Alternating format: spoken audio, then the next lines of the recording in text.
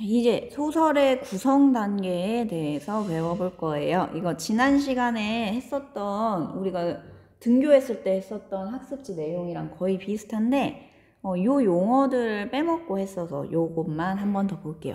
자, 소설 구성 단계는 총 5단계로 이루어져 있어요. 그냥 소설을 약간 해부해서 그 안에 내용들을 공통적으로 뽑아봤더니 대충 이렇게 5단계로 나누어져 있구나 하고 얘기를 많이 해요.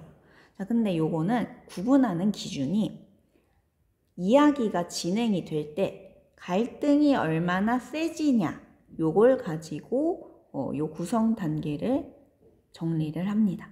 자, 그래서 발단 부분에는 이야기 시작이야. 그래서 갈등이 거의 없어요. 거의 없다가 이제 전개가 되면서 이야기가 진행이 되면서 점점 여기서 갈등이라는 거는 싸움 정도로 얘기하면 돼요. 직접 막 주먹질하는 싸움이 아니라 인물과 인물 간의 사이가 틀어지고 어떤 사건이 좀 더 나올 것 같고 하는 것들을 갈등이라고 해요. 그래서 전개 부분에서는 이제 갈등이 서서히 시작이 돼요. 자, 위기 정도에서 이 단어 자체만 봤을 때 이미 심각해졌죠. 계속 갈등이 올라갑니다. 다음에 절정은 꼭대기라는 뜻이거든요. 그래서 갈등이 제일 최고로 올라가요. 그 다음에 결말, 이야기가 완전히 끝납니다. 갈등이 마무리되는 거. 그래서 요거를 이야기 진행에 따라서 갈등이 얼마나 세지는지를 쭉 이어보면은 요런 산 같은 모양이 나와요.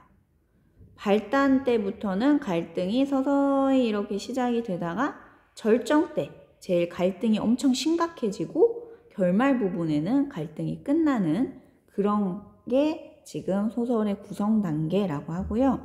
자, 요 용어들은 우리가 앞으로 국어를 배우면서 소설을 배우면서 많이 나오게 될 단어니까 저런 단어가 있구나 라고 기억을 해두시면 돼요. 자, 그러면 여기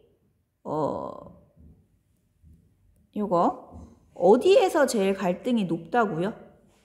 여기 이 절정 부분에서 제일 갈등이 높아지는 부분입니다. 자, 그러면은 이거 이상한 선생님 스토리를 보면서 우리가 구성 단계를 한번 따져보자. 이거 우리가 전에 등교했을 때 했었던 학습지랑 거의 페이지가 일치해요. 일단 109쪽에서 110쪽에서는 박 선생님과 강 선생님의 뭐에 대해서 소개한 부분이었어. 교과서 안에서는 이게 1 부분에 해당이 돼요. 박 선생이랑 강 선생이 뭐를 소개한 부분이었죠? 외모랑 생김새 그리고 성격 이런 거를 나타낸 부분이 있었어요. 자, 여기는 뭐에 해당할까요? 발단. 여기까지는 아무도 갈등을 하지 않았어요. 뭐 이 두 사람은 사이가 나빴다라는 내용까지는 나왔지만 직접적으로 이 사람들이 막 싸우는 부분은 없었어요.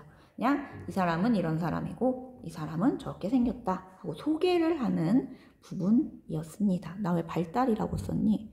자, 발단이요. 그리고 등장인물을 소개하는 부분. 자, 그 다음에는 소설에서 아마 이 파트로 나왔을 거예요. 자, 여기에서는 박 선생님이랑 강 선생님이 어떤 학생들의 행동에 대해서 다르게 반응하는 부분이었어요. 뭐를 쓰라고 강요하는 박 선생님. 뭘 쓰라고 그랬었죠? 일본말을 쓸 거를 막 학생들을 때려가면서까지 강요하는 박 선생님이었고요. 자, 강 선생님은 반대로 조선말을 자기 스스로 쓰는 사람이었어요. 자, 여기에서도 약간 이 두 사람의 성격이 살짝 나옵니다. 자, 그러면 충분히 이 사람들이 나중에 박 선생님은 약간 매국노 스타일이고 친일파 매국노 스타일이고 강 선생님은 조선말을 쓰는 그런 애국자적인 스타일이니까 이 사람들을 소개를 하면서도 나중에 갈등이 생길 수 있겠다 하는 그런 떡밥을 던져주는 전개 부분이에요. 자, 다음 부분 봅시다. 이제 이 밑에 부분은 교과서에서 3으로 표시된 부분들이에요.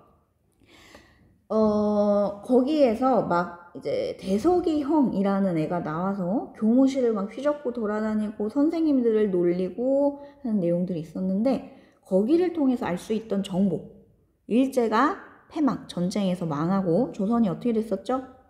조선이 독립하는 그런 스토리였어요. 자, 여기까지를 위기, 여기까지의 내용이 그거 박 선생님이랑 강 선생님이 직접 소리 지르면서 살짝 싸웠던 부분이 있었어. 박 선생님이 아니 그래도 좀 독립 진짜 했는지 알아보고 이렇게 나대든가 라고 말하려고 그랬더니, 강 선생님이 너 그럴 거면 일본으로 가라 이 나쁜 놈아 하면서 소리를 지르니까 둘이 결국에는 같이 태극기를 그리는 부분들이 있었죠. 거기까지가 이제 박 선생님이 조선이 독립한 거를 인정하면서 조선이 독립했다라는 정보가 나오는 부분까지 해서 이 두 사람이 살짝 갈등을 했으니까 위기 부분이라고 정리를 할 수가 있을 것 같아요. 자, 그 다음에 절정 부분에서 제일 갈등이 세다 그랬죠. 여태까지 나왔던 이 두 인물이 직접 크게 싸웠던 부분이 여기에요. 소설에서는 되게 간단하게 나오기는 했었는데 누군가가 미국을 따라다니는 박 선생님이랑 싸우다가 망했어. 혹시 기억나나요? 강 선생님이 교장이 됐었는데 박 선생님은 계속 미군들을 통역해주고 다니면서 계속 좋지 않은 관계를 유지하다가 나중에 강 선생님이 박 선생님이 낸 소문에 의해서 빨갱이라고 오해를 받고 파면됐다고 했어요. 자, 근데 여기서 파면이라는 거는 선생님으로서 완전히 잘린다는 거야. 그냥 교장이 잘린 게 아니고요. 강 선생님은 더 이상 선생님을 할 수가 없어요. 그런 게 파면이에요. 그러면은 여태까지는 그냥 이 두 선생님이 학교 안에서만 투닥투닥 하면서 작게 싸운 거지만 이 부분에서는 제일 두 사람이 크게 싸웠다고 볼 수 있겠죠. 요렇게 갈등이 엄청 큰 부분이 뭐라고요? 절정이다 라고 알고 계시면 돼요. 자, 다음에 마지막 부분. 나는 뭐를 찬양하는 선생님을 이상하다고 생각하면서 끝났죠? 마지막 부분에서는 미국을 찬양하면서 이상하네 라고 혼자 생각하면서 끝납니다. 자, 여기에서는 특별한 갈등은 없었죠. 요런 식으로 우리가 소설 속에서 소설을 단계를 나눌 때 절정 부분이 인물 간의 갈등이 제일 센 부분이고요. 자, 여기 이 소설 속에서는 직접 절정 부분에서 여태까지는 그냥 선생님들이 학교 안에서 투닥투닥 하면서 싸우다가 끝났지만 직접적으로 강 선생님이 더 이상 선생님을 못하게 되게 만들 정도로 두 사람들이 크게 싸운, 두 캐릭터가 크게 싸운 부분이 절정이었어요.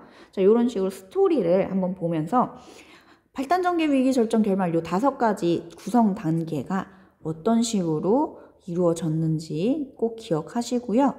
특히 파란 색깔 부분은 꼭 기억해 두세요. 절정에서 갈등이 제일 세다.